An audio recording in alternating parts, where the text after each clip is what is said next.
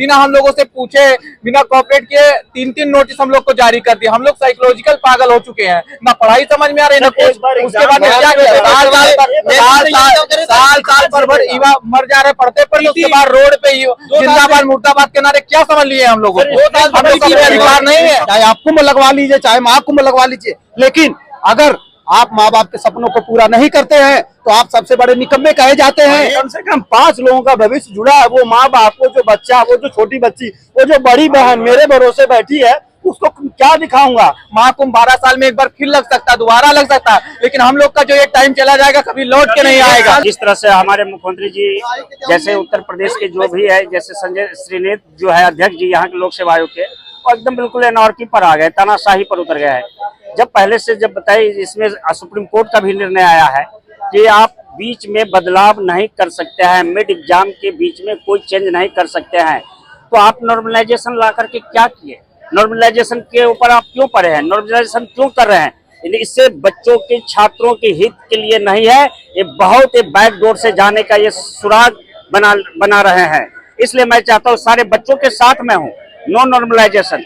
मैं योगी आदित्यनाथ जी से, मैं मुख्यमंत्री जी से निवेदन करूंगा कि आप 1 डे 1 शिफ्ट में एग्जाम तत्काल करें, आप तत्काल नोटिस जारी करें और बच्चों के हित में फैसला ले, नॉर्मलाइजेशन को समाप्त करें। और जिस कारण से बच्चे सारे पूरे प्रदेश के बच्चे नहीं, पूरे देश के बच्चे, उत्तर प्रदेश यूपीएससी के बाद पहला स्थान आता है पूरे, अगर किसी भी लोक सेवा आयोग में है तो सबसे पारदर्शिता उत्तर प्रदेश लोक सेवा आयोग कर रही है। लेकिन ये सूचितापूर्ण गरिमामय लोक सेवा आयोग को एकदम बिल्कुल धजिया उड़ा दिया है। यहाँ बच्चों की आत्मा निवास करती है सर। ये सारे अभी हमारे प्रशासनिक विभाग के उनके भी बच्चे हैं, वो भी प्रभावित होंगे। मैं तो कहूंगा कि एकदम बिल्कुल वो भी इस आंदोलन में भाग ले, कोई चार्ज नहीं, कोई एकदम लाठी चार्ज न करे, हाथ सरेंडर कर दे, क्योंकि इनके भी बच्चे हैं, प्रशासनिक अधिकारी के भी बच्चे आज कल के डेट में एग्जाम देंगे, उसका क्या होगा? इसलिए नॉर्मलाइजेशन को समाप्त करें और तत्काल 1 डे 1 शिफ्ट में क्या एग्जामिनेशन को तत्काल प्रभाव से एकदम बिल्कुल एकदम सूचितापूर्ण ट्रांसपेरेंसी होनी चाहिए।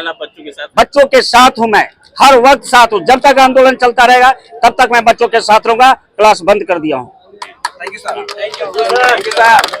आप प्रतियोगी छात्रा हैं? यस सर, मैं प्रतियोगी छात्रा हूँ और आप देख रहे हैं यहाँ पे सुबह 11 बजे से हम लोग इकट्ठा हुए हैं और हम लोग 1 डे 1 शिफ्ट की मांग कर रहे हैं। तो जैसा कि आप देख रहे हैं, इस साल ये जो नोटिफिकेशन आया था यूपीएससी का, वो जनवरी में आ गया था। उसके बाद से आरओ का एग्जाम हुआ फरवरी में, वो कैंसिल कराना पड़ा इन लोग को, क्योंकि ये सिर्फ संसाधनों की बर्बादी कर रहा है आयोग और कुछ नहीं। ये बताइए, हर जिले और भी प्रदेश देख लीजिए, वहाँ पे एग्जाम हो रहे हैं, सब पूरा नकल विहीन परीक्षा हो रही है। तो हमारा आयोग क्यों नहीं करवा पा रहा है? ये जो नॉर्मलाइजेशन की प्रक्रिया है, ये पहले भी हो चुकी है मेंस के एग्जामिनेशन में। तो हमारे सीनियर जानते हैं कि कितना ज्यादा उसमें धांधली होता है और जो नंबर होता है वो क्लियर नहीं रहता है कि हाँ किसका किस हिसाब से, कोई उसका प्रक्रिया नहीं पता है, हमें क्लियर नहीं है कि हाँ। तो हम चाह रहे हैं, हमें नॉर्मलाइजेशन तो चाहिए ही नहीं, हमें नॉर्मलाइजेशन चाहिए ही नहीं, हमें 1 डे 1 एग्जाम चाहिए, 1 शिफ्ट में चाहिए।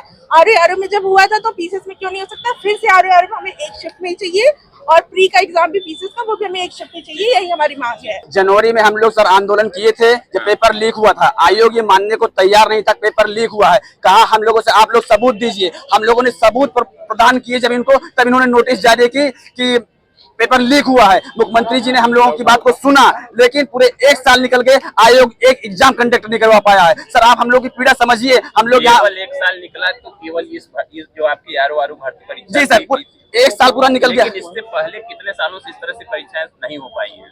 सर हमारी जानकारी में 3-4 साल से तो हो गया कि आयोग कोई भी निष्पक्ष भर्ती नहीं करा पा रहा है।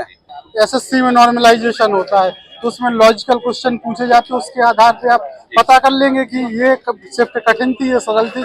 अब इसमें कैसे पता लगाएंगे कि बक्सर का युद्ध कठिन है कि कर्नाटक का युद्ध कठिन है? तो ये कारण, ये मेन प्रॉब्लम है। दूसरी प्रॉब्लम ये है कि यदि सीसेट का एग्जाम होता है तो सीसेट के एग्जाम में सबको 33% अंक लाने हैं, क्वालिफाइंग है, उसमें फिर कैसे नंबर आप कम करेंगे? मान लो मैं 40 सही करके आए, मैंने कहा मेरा तो सीसेट हो गया, फिर उसमें किस बेस पे आप खत्म करेंगे? और तीसरा सबसे वैलिड कारण है ये नॉर्मलाइजेशन में प्रॉब्लम कि 1st शिफ्ट में जैसे कोई एग्जाम देने गया तो उसकी कट ऑफ अलग बनेगी। अब मान लो 1st शिफ्ट में सारे पढ़ने वाले स्टूडेंट पहुंच गए, सेकंड शिफ्ट में नॉर्मल या लो स्टूडेंट पहुंच गए तो उनका कट ऑफ कम जाएगा, हर शिफ्ट वालों का ज्यादा जाएगा, तो इसमें किसका नुकसान होगा। तो ये सारी समस्याएं, उस आयोग एक ही सॉल्यूशन है आयोग के पास कि आयोग अपनी एसओपी चेंज कर दे। एसओपी चेंज करके जो 10 किलोमीटर का दायरा है कलेक्ट्रेट से उसको 20 किलोमीटर का दायरा कर देगा, तो क्या होगा कि उसको सेंटर मिल जाएंगे, उस सेंटर मिल जाएंगे, उस सेंटर मिल जाएंगे। और पहला हमेशा होते रहा और जिले भी बढ़ा सकते, जिले नहीं अगर जिले बढ़ेंगे तब भी 20 किलोमीटर के दायरे में सेंटर मिल जाएंगे। गड़बड़ी आयोग करता है या कहीं और से होता है, लेकिन जिम्मेदारी और खामियाजा ये बच्चों को, छात्रों को क्यों भुगतना पड़ता है? सर क्योंकि हम इसमें जुड़े हुए हैं, हम आयोग से हम जुड़े हुए हैं, हमसे आयोग जो है, आयोग में भी जो सिलेक्शन लेके आए यही प्रोसेस फॉलो करके वो भी वहाँ गए हैं। बट आज बच्चों के साथ जो नाइंसाफी हो रही है, जो ये प्रक्रिया बदल रहे हैं, इससे नुकसान हमारा है। इसलिए हम यहाँ खड़े हैं अपनी मांगों को लेकर और उम्मीद करते हैं कि आगे से उनसे कुछ ऐसा आए कि हम यहाँ से खुशी पूर्वक जाएं। जैसे आप अभी देखिए, अभी सुप्रीम कोर्ट भी बोल चुका है कि आप एक बार नोटिफिकेशन निकाल दिए तो उसके बाद प्रक्रिया में कोई चेंज नहीं, बदलाव नहीं कर सकते। जो कि आप भी सर ने कहा कि खेल एक बार शुरू हो जाता है उसके बाद नियम नहीं बदला जाता है। कुल मिला के ये है कि आप निर्णय होगा और अब सीधे तौर पे धरना ही पड़ेगा सर। आप मेरे और आर पार की लड़ाई है हमारे आयोग से, सीधा आर पार की, इधर उधर की नहीं चलेगी सर। सीधा जो है इनको जो है वनडे वन शिफ्ट में एग्जाम कराना होगा। केवल और केवल क्या प्रोसेस देखिए, नॉर्मलाइजेशन लाए क्या उनके पास क्या कौन सा आंकड़ा था, कितने लोगों का वो सर्वे किए कि यहाँ नॉर्मलाइजेशन का प्रक्रिया वो लाए। और सर सोचिए, इतना बड़ा आयोग, स्टेट में सबसे ज्यादा जनसंख्या, सबसे ज्यादा पुलिस बल, सबसे ज्यादा यहाँ बच्चे हैं, प्रतियोगी छात्र हैं, छोटा सा स्टेट जो कि आर्थिक रूप से बहुत पिछड़ा है बिहार। इतने बड़े बड़े एग्जाम है, एक छोटे राज्य बिहार से सीखिए कुछ। 21 तारीख को माननीय आयोग जो के अध्यक्ष जी ने हमें आश्वासन दिया था कि आपके हित में फैसला होगा, लेकिन अभी तक फैसला हमारे पक्ष में केवल आयोग हमेशा बस कोऑपरेट करने की बात वादा खिलाफी हो गई। वादा खिलाफी 21 को हम लोग धरना दिए, सचिव महोदय आए, हम लोगों से इतने प्यार से बात हुए, ये भी बोले कि आप लोग के हित में निर्णय आएगा। बिना हम लोगों से पूछे, बिना कोऑपरेट किए 3-3 नोटिस हम लोग को जारी कर दिया। हम लोग साइकोलॉजिकल पागल हो चुके हैं, ना पढ़ाई समझ में आ रही, ना कुछ। उसके बाद क्या किया, साल भर युवा मर जा रहे पढ़ते पर, उसके बाद रोड पे जिंदाबाद मुर्दाबाद के नारे क्या समझ लिए हम लोगों को। हम लोग का अधिकार नहीं है। कहा जाता है कैलेंडर जारी करने के लिए, लेकिन ये कैलेंडर नहीं जारी करते हैं। क्यों नहीं जारी करते, इसका जवाब आयोग दे। आयोग के साथ साथ जब भी नॉर्मलाइजेशन आयोग के पेपर, पीसीए का पेपर, 15 क्वेश्चन गलत रहते हैं। इनको खुद नहीं पता रहता है कि कौन सा आंसर है इसका। 15 के 15 क्वेश्चन, तो ये सर ये नॉर्मलाइजेशन क्या बात कर रहे हैं? नहीं, नॉर्मलाइजेशन सबसे बड़ा मेला यहाँ लगने जा रहा है और करीब 70 करोड़ आबादी एक दिन में होगी और यहाँ पर 5 लाख 10 लाख का एग्जाम एक दिन में नहीं करवा पा रहे हैं। इससे बड़ी सर्वे की बात और क्या हो सकती है सर? और एक कहते हैं हमारी प्रशासन व्यवस्था सबसे सर ये तो हमें से जुड़ी है, हमारे सर हम अपनी जवानी खपा दे रहे हैं। यहाँ पे एक एग्जाम आ रहा है, इससे पहले 2022 में कंप्लीट हुआ, 2 साल 3 साल बाद अब एक बार एग्जाम आ रहे, 400 वैकेंसी के बाद अब नोटिफिकेशन निकालने के बाद प्रोसेस। एक आदमी जिसे मेरे ऊपर अभी जिम्मेदारी मेरे परिवार की भी है, मैं कब तक अपने परिवार का खाऊंगा। हम बढ़ रहे हैं सर, हम लोग 3 साल में 4 साल में एग्जाम हो रहे हैं, हम लोग जा नहीं कर रहे। अभी आप यहाँ के युवा ऐसे बर्बाद हो रहे हैं सर, ऐसे बर्बाद हो रहे हैं। चाहे तो इसको एक दिन में लगा कर कंडक्ट हो सकता है। अगर माँ बाप की सेवा, माँ बाप जिस उद्देश्य, जिस सपने के साथ अपने बेटे को यहाँ पे भेजे हैं, अगर वो चीज नहीं पूरा होता है तो फिर हमारी किस श्रद्धा, कौन सी श्रद्धा की बात आप करते हैं? अगर माँ बाप की कोई सेवा नहीं करता तो उससे बड़ी श्रद्धा कोई नहीं हो सकती, चाहे वो कुछ भी हो, चाहे आप कुंभ लगवा लीजिए, चाहे महाकुंभ लगवा लीजिए। लेकिन अगर आप माँ बाप के सपनों को पूरा नहीं करते हैं तो आप सबसे बड़े निकम्मे कहे जाते हैं। और ये चीज है, परिवार का नहीं, कम से कम 5 लोगों का भविष्य जुड़ा है। वो माँ बाप, वो जो बच्चा, वो जो छोटी बच्ची, वो जो बड़ी बहन मेरे भरोसे बैठी है, उसको क्या दिखाऊंगा? कुंभ का मेला लगा रहे हैं, हमको इससे कोई आपत्ति नहीं। बिल्कुल सर, पूरा कुंभ सब बेकार है हम लोग के लिए। अगर हम लोग जो है ऐसे बेरोजगार रह गए ना, तो कितने भी महाकुंभ चाहे लग जाए, हम लोग के लिए कोई मतलब नहीं है सर। हमारे माँ बाप ऐसे ही बेचारे तड़पते रहेंगे।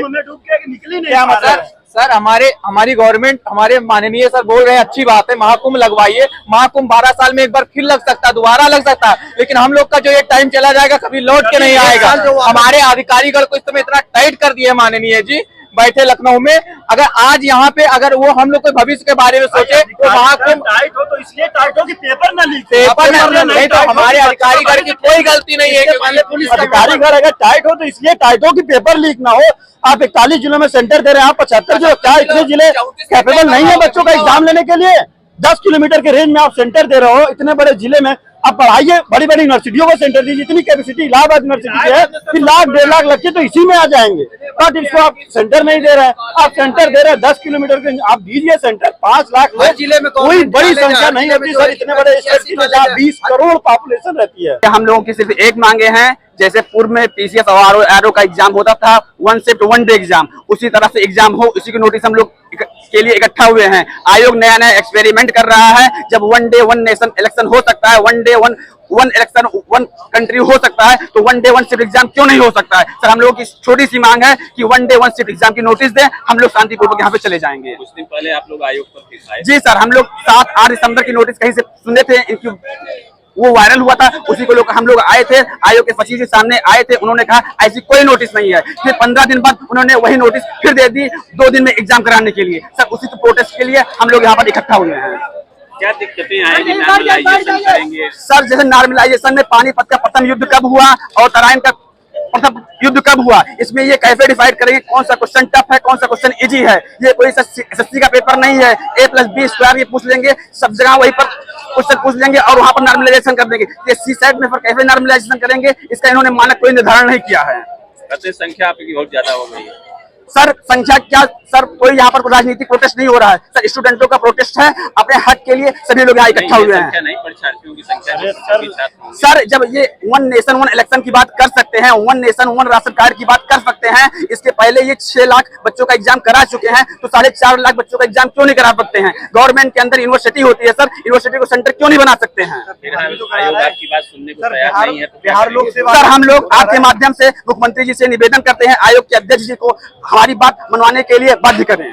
सर बिहार लोक सेवा आयोग भी करा रहा है और मैं तो माननीय मुख्यमंत्री योगी आदित्यनाथ जी से हाथ जोड़कर और विनम्र निवेदन करता हूँ हमारे भविष्य के साथ ना किया जाए। मैं माननीय आयोग जी से भी विनम्र निवेदन करता हूँ हाथ जोड़ के कि हमारे साथ अन्याय होगा नॉर्मलाइजेशन में। कौन जो हमें पूरा माननीय मुख्यमंत्री पर पूरा भरोसा है कि माननीय मुख्यमंत्री हमारे साथ न्याय करेंगे। मैं नो नॉर्मलाइजेशन 1 डे 1 शिफ्ट। बिल्कुल सर, हमारी यही मांग है। मांग तो बहुत छोटी है, एक लाइन की है। जी सर, एक ही लाइन में हम समझाना चाह रहे हैं। जी सर, मानी क्यों नहीं जा रही? मानी इसलिए नहीं है, तानाशाही हो रही है सर, तानाशाही हो रही है। सर धांधली करेंगे, पैसा लेंगे, यही सब करवाएंगे। पुलिस का एग्जाम नहीं है। जो गरीब है, पिछड़े है, दलित है, सब और सब पे किसी की सुनवाई नहीं हो रही है। बस केवल यही है कि नॉर्मलाइजेशन करके 2-4 क्वेश्चन बढ़ा के, अगर सर एक चीज मुझे बता दीजिए, अगर मान लीजिए 2 क्वेश्चन गलत हो गया पहले शिफ्ट में, दूसरे शिफ्ट में नहीं गलत हुआ, एक किस आधार पे नंबर देंगे?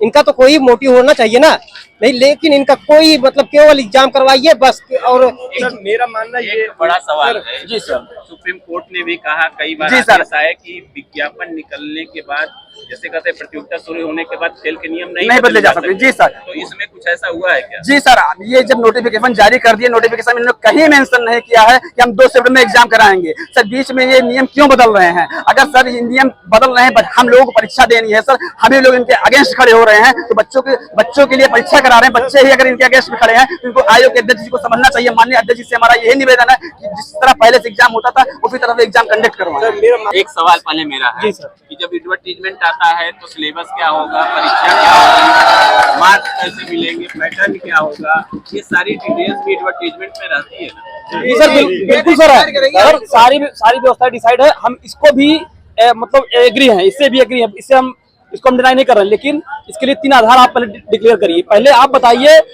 कि आप एक कोई सर्वे है आपके पास, कोई स्टूडेंट इसको लागू करने के लिए बोला है, और दूसरी चीज आप नॉर्मलाइजेशन का आधार क्या है, किस आधार पे आप नॉर्मलाइज करते हैं, तीसरी चीज आप प्रॉफिट एंड लॉस बताइए। 3 चीज आप बता दीजिए, सर्वे बता दीजिए स्टूडेंट का, दूसरा नॉर्मलाइजेशन का आधार बता दीजिए, तीसरा प्रॉफिट एंड लॉस बता दीजिए। हमको कोई दिक्कत नहीं, हम इस चीज को मतलब स्वीकार कर लेंगे, लेकिन ना आपके पास कोई सर्वे है, ना कोई छात्रों की मांग थी, पहले आप अपने मन से ले क्या कहना चाहेंगे? थोपा के आप? बिल्कुल सर, ये जबरदस्ती का तानाशाही है। ये आप आधार डिक्लेयर करिए। सबसे सर्वप्रथम जितनी परीक्षाएं हो रही है, चाहे पुलिस की हो रही है, चाहे लेखपाल, वीडियो जिसकी भी हो रही है, आप नॉमिनेशन का आधार बता दीजिए कि किस आधार पे होता है।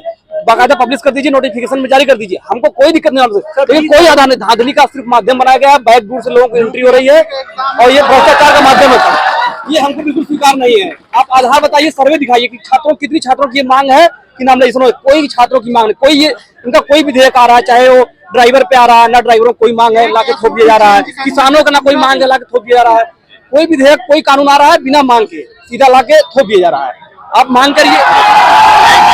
11 फरवरी को इन्होंने पूरे एग्जाम कराए एक साथ, इनकी प्रशासनिक व्यवस्था विफल हो गई, नकल को रोक नहीं पाए, तो अब जबरदस्ती आप 3 शिफ्ट में एग्जाम करा रहे। पहले कैसे करा लिए आपने पहले कैसे करा लिया एग्जाम? यानी कि आपके पास व्यवस्था थी 10 लाख एग्जाम कराने की, लेकिन आपकी प्रशासनिक व्यवस्था विफल रही नकल रोकने में, आप नकल नहीं रोक पाए, तो अब हम लोगों के ऊपर ठिकरा फोड़ रहे हैं कि अब 3 शिफ्ट में एग्जाम कराएंगे। इतने जिलों में मानेंगे तो क्या करेंगे?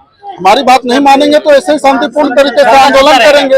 आप हमारी बात ही नहीं सुनेंगे, क्या कर सकते हैं हम क्या कर सकते हैं? प्रतियोगी छात्रों का आयोग पर फिर से जमावड़ा हुआ है।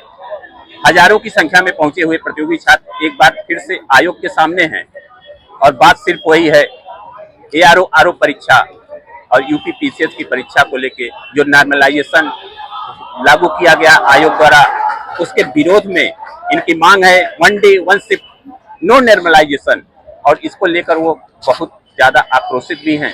प्रशासन फिलहाल उनको रोकने की कोशिश कर रहा है, लेकिन अगर बात करें तो इनकी जायज मांगे। कभी प्रतियोगी छात्र फिर तैयारी करते थे, प्रतियोगी परीक्षाओं की तैयारी करते थे, अब तैयारी करने के साथ आयोग की कमियों को भी बताने के लिए इन्हें सड़क पर आना पड़ता है। सड़क पे ही नहीं आना पड़ता, अगर परीक्षा लीक आउट हो जाती है, परीक्षा पेपर लीक आउट हो जाते हैं तो इन्हें सबूत भी आयोग को देना पड़ता है।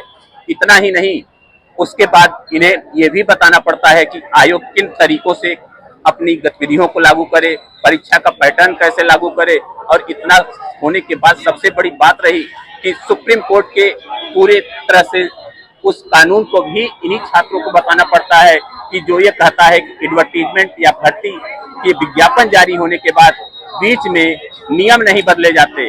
यानी सुप्रीम कोर्ट ने भी साफ कह रखा है कि खेल जारी होने के बाद खेल के बीच में नियम नहीं बदले जा सकते।